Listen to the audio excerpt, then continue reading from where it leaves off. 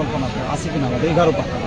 আমাদের আসলে শ্রীবর্দী ঝিনাইগাছি এই বর্ডার বেল্ট, বিশেষ করে যে বর্ডার বেল্টটা যে ইউনিয়নে পড়ছে এটা হইতেছে রানী শিমল, সিঙ্গাবর্ণা বা কাকিলারা, নলপুরা, কানসা, এটা হইতেছে শ্রীবর্দী ঝিনাইগাতির বর্ডার বেল্ট। এই অবহেলিত এলাকায় এখানে আমাদের আদিবাসী আছে, ক্ষুদ্র নৃগোষ্ঠী আছে, সনাতন হিন্দু আছে, গারো, কোচ, হাজং, মুসলমান, সকলে আমরা এই এলাকায় বসবাস করি। তবে এইটা অনুন্নত এলাকা, এখানে আসলে সবাই দরিদ্র সীমার নিচে বসবাস করে, নাই কোনো মিলিনের কারখানা, এখানে শিক্ষার অভাব, স্বাস্থ্যের অভাব, নিরাপত্তার অভাব, এখানে সীমান্তে ঝুঁকি আছে, বিশেষ করে সীমান্তে চোরাচালানি আছে। বিগত দিনে সরকারের সময় এগুলি খুবই খারাপ অবস্থায় ছিল, নাজুক অবস্থায় ছিল। আমরা অল্প সময় হলো এই বিএনপি সরকার গঠন করছে। আমরা ইতিমধ্যে আপনারা দেখছেন মাদকের জন্য সর্বোচ্চ আইন পাস করা হয়েছে, মৃত্যুদণ্ড, যেটা অতীতে ছিল না।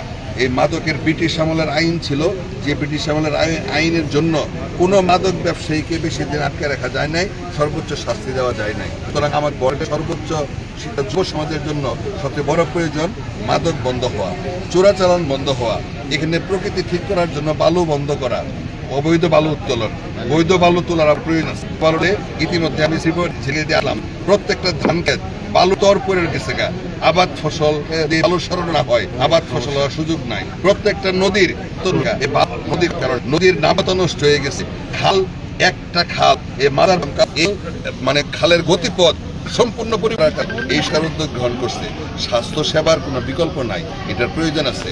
আমাদের এই যে হাসপাতালগুলি, এই হাসপাতালগুলি সেবার মান খুবই খারাপ, ডাক্তার পরিচ্ছন্নতা যথেষ্ট অভাব। আমাদের কর্মীগুলি ওই যে কর্মগুলি দেওয়া হয় এটাও হওয়া উচিত। ওই যে এটা ওই যে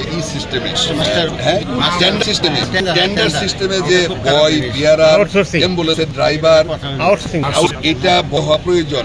এটা এই যে 1 বছর 2 বছর পর আউটসোর্সিং এর নামে যে বাণিজ্য, এটা স্বাস্থ্য সেবাকে ধ্বংস করে ফেলছে। এখানে 50 বেড ছিল, আসলে 50 বেড থাকলেও আমার কাছে মনে হয় 20 বেডের সেবার মান ছিল। তো এখানে সরকার 100 বেড ঘোষণা করছে সারা বাংলাদেশে। আমার মনে হয় এই সরকার স্বাস্থ্য, শিক্ষা, কৃষি এই 3টা ব্যাপারে সর্বোচ্চ বরাদ্দের যেমন ব্যবস্থা করছে, সর্বোচ্চ খোঁজ খবর রাখতেছে এবং এই সেবা বৃদ্ধি করার জন্য চেষ্টা করতেছে। আরেকটা বিষয়, যেহেতু আমাদের